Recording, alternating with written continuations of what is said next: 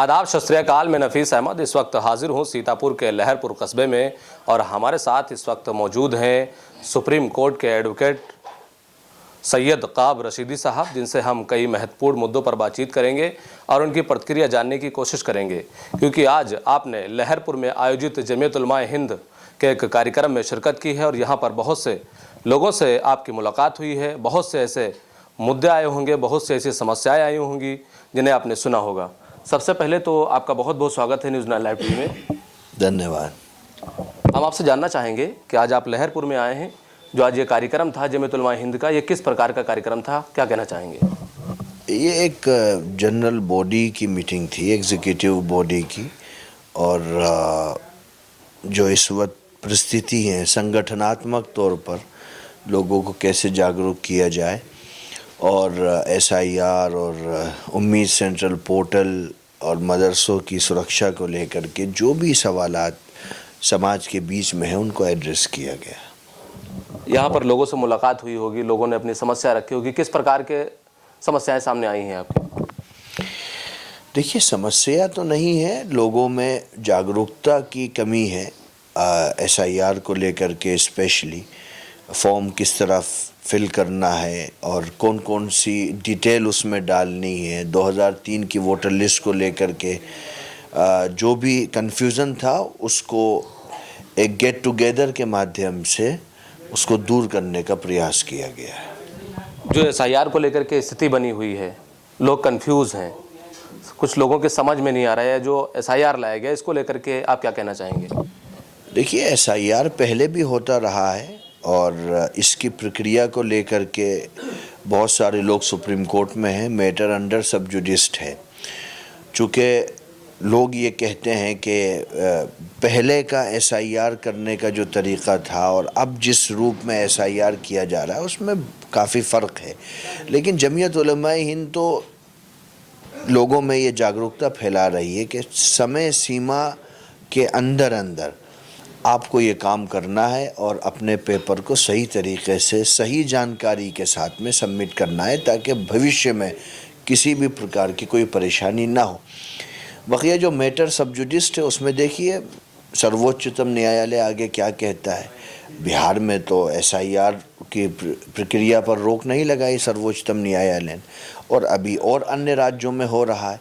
तो हम उस चक्कर में नहीं पड़ते हैं कि ये NRC है ये नहीं है, हमें उससे कोई मतलब नहीं है और ना हम उसके बारे में कोई बात करना चाहते हैं। हमारा एक मोटिव है कि एक कम समय में इस काम को कैसे किया जाए, अच्छे तरीके से किया जाए, उसके लिए हम समाज में जागरूकता फैला रहे हैं। अब बिहार में जो विधानसभा का इलेक्शन हुआ है, उस इलेक्शन के बाद में जो बिहार की स्थिति है उसे देख करके क्या लग रहा है? अब ये तो बिहार के लोग बताएंगे, मैं तो बिहार का वोटर नहीं हूँ। ठीक है, बहुत सारी चीज़ें हैं मार्केट में, कुछ आपत्तियाँ भी हैं, कुछ ऑब्जेक्शंस भी हैं, कुछ हार की वजूहात भी हैं, कुछ जीत के रास्ते भी हैं। तो ये तो बिहार के लोग ही सही बता पाएंगे आपको। मैं तो उत्तर प्रदेश का वोटर हूँ। अच्छा, जिस तरह से राजनीतिक लोग या विपक्ष के लोग जो हैं वो आरोप लगा रहे हैं कि SIR को लाया गया, उसमें खेला किया गया, आपको क्या लगता है कि हकीकत में ऐसा हुआ है? मैंने आपसे अभी कहा कि SIR की क्या एक्चुअल स्थिति है उसके बारे में, चूँकि मैटर अंडर सब जुडिस है। दूसरा ये कि जो भी पॉलिटिकल पार्टीज़ की तरफ से क्वेश्चंस उठाए जा रहे हैं, चाहे वो हरियाणा के इलेक्शन को लेकर के हो या मध्य प्रदेश के इलेक्शन को लेकर के हो या महाराष्ट्र के इलेक्शन को लेकर के हो, चुनाव आयोग को उसका बहुत सटीक आंसर करना चाहिए। एक नागरिक होने के नाते मैं ये बेहतर समझता हूँ, ताकि चुनाव की जो प्रक्रिया है उसके प्रति लोगों का विश्वास और दृढ़ हो और लोग और खुशी के साथ में उत्सव के तौर पर इसको मनाएं। उनके मन में चुनावी प्रक्रिया को लेकर के कोई ना कोई क्वेश्चन नहीं तैरना चाहिए। इन आशंकाओं को और अटकलों को और सवालात को हल करना भारत के चुनाव आयोग का काम है और उसकी जिम्मेदारी है। अभी दिल्ली में आपने देखा कि बम ब्लास्ट हुआ, उसके बाद में जो है उत्तर प्रदेश पुलिस जो है अलर्ट मोड पे आई और जगह जगह संघ चेकिंग अभियान चलाया। क्या लगता है कि जिस तरह से ये हमला हुआ है उसके बाद में क्या स्थिति है इस वक्त? देखिए, बहुत दुर्भाग्यपूर्ण है और इसको लेकर के करीब आप देखेंगे 12 से 13 लोग मौके पर अपनी जान भी गंवा बैठे हैं। और अगर सिक्योरिटी एजेंसियां चेकिंग कर रही हैं, अपनी गश्त बढ़ा रही हैं, ये तो पार्ट ऑफ सिक्योरिटी हो सकता है, इसमें किसी को कोई आपत्ति नहीं है। लेकिन जिन लोगों ने भी ये किया है, एक तो इसकी न्यायिक जांच होनी चाहिए और फ्री एंड फेयर इन्वेस्टिगेशन होना चाहिए और इसमें कोई रिलीजियस फैक्टर नहीं होना चाहिए। देखिए, आप इसको अगर धर्म के चश्मे से देखेंगे तो बात बहुत दूर तक चली जाएगी। फिर कोई धर्म टेररिज्म का और आतंकवाद का की तालीम नहीं देता है। और ये कश्मीर के लोगों को भी सोचना चाहिए, अगर हकीकी माना में उनके नाम आ रहे हैं कि वो भारत से बेहतर देश और भारत से बेहतर फ़िज़ा अपने लिए किसी और मुल्क में नहीं देख सकते हैं।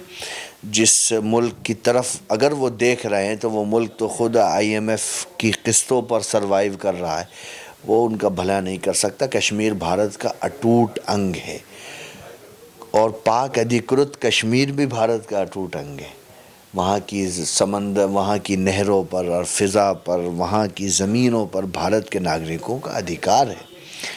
तो हिंसा तो कोई भी माध्यम नहीं हो सकता है किसी भी समस्या के समाधान का, और ख़ासकर इस्लाम के नाम पर अगर चीज़ें होती हैं तो ये तो और दुर्भाग्यपूर्ण है। इस्लाम तो शांति, अमन, भाईचारी, खैर सगाली का मज़हब है। नबी करीम सल्लल्लाहु अलैहि वसल्लम का पूरा जीवन हिंसा के ख़िलाफ़ रहा है, सांप्रदायिकता के ख़िलाफ़ रहा है, जात, धर्म, नस्ल, तहज़ीब व तमद्दुन की बुनियाद पर डिस्क्रिमिनेशन के विचार के ख़िलाफ़ रहा है। और जिस दीन की उन्होंने तबलीग की है उसमें कहा गया है, मन क़तल नफ्सन बिग़ैरि नफ्सिन औ फ़सादिन फ़िल अर्दि फ़कअन्नमा क़तल अन्नास जमीआ। एक निर्दोष व्यक्ति की हत्या पूरी मानवता की हत्या के बराबर है। तो हिंसा तो आपको कहीं नहीं पहुंचा सकती और जमीयत उलमा कंडेम करती है इस तरीक़े के विचारों को, इस तरीक़े की हिंसा को और इस तरीक़े की आइडियोलॉजी को। तो ये हमारे साथ हमसे बातचीत कर रहे थे सैयद काब रशीदी साहब, जो सुप्रीम कोर्ट के एडवोकेट हैं। बहुत ही बेबाकी से हमारे सवालों का जवाब दे रहे थे और अपनी प्रतिक्रिया व्यक्त कर रहे थे। आपका हमसे बातचीत करने के लिए बहुत बहुत शुक्रिया। कैमरा पर्सन मोहम्मद तौफीक के साथ मैं Nafees Ahmad, team news 9 live TV, Sitapur.